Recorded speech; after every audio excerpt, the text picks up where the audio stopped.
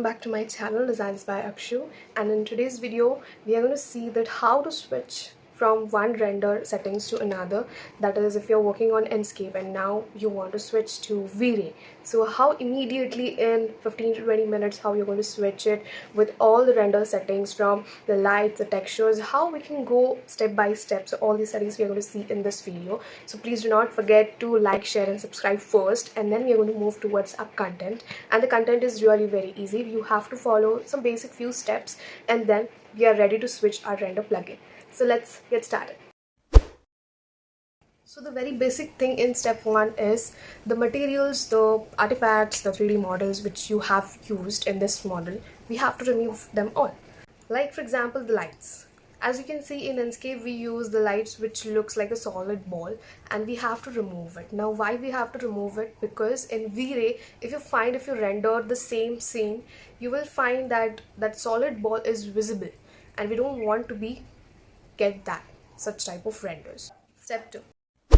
In step 2, we are going to mainly focus on the textures of all the materials, like your kitchen countertop, your tiles which you're applying on your backsplash, your wall textures, your laminates and knob texture, even your utensils, every minor texture whichever is present in your model. So basically we are going to focus all over your model.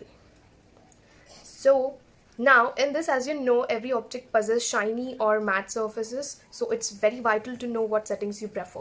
The best settings to achieve the realistic view in V-Ray is to achieve best texture.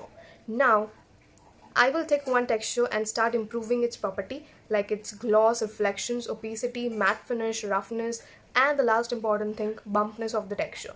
The higher the value of bumpness, the realistic the texture you achieve. Remember, don't ignore small objects like utensils, plants, knobs which you put on your trolleys or the other cabinets, any other appliances of kitchen like refrigerator and your built-in oven, etc. Now why we want to remember this thing is because all these objects possess some of the texture and we do not want to ignore its texture. Step 3. In step 3, we are going to add some brightness, some exposure, some saturation and other values. How? We just have to add V-Ray lights, that's simple. V-Ray lights play a very crucial role in your render views. As you know, in step 1, we have deleted all the Enscape lights and all the Enscape objects. Now it becomes very important if you are switching from Enscape to V-Ray. It's important to add V-Ray lights. And V-Ray lights, as you know, it includes Omni light, rectangle light, sphere light, mesh light and etc. Now the very important thing is you should know its parameters and how to adjust its intensity and how to adjust its color. I'll show it. Step 4. In step 4, we are going to see the exterior lighting. In step 3, we have seen the interior lighting. Now it's time to see the exterior lighting as well. Now in exterior lighting, it is very important to look towards the sunlight and the dome light.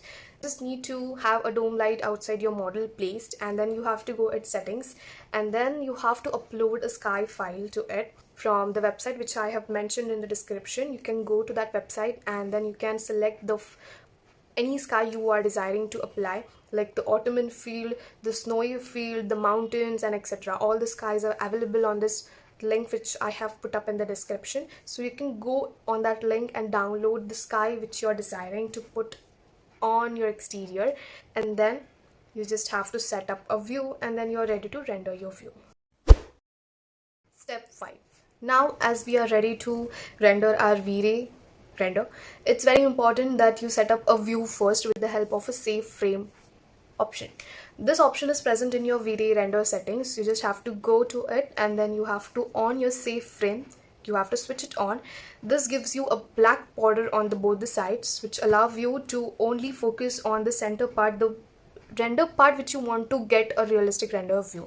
Only the focused part has been rendered. The black borders are ignored in this option. So this is a better option for everyone, and then you can start rendering. But before that, please go through the settings, because all the settings are important. Many of the people ignore these render settings and they directly go on to click the render button, which is not preferable to anyone. Know that perfect values to get your renders in just few minutes, which takes long hours. It is going to consume your few minutes, and your render views are ready. You just have to follow these steps. Please go through the whole video and then you are ready to get your render views in just few minutes.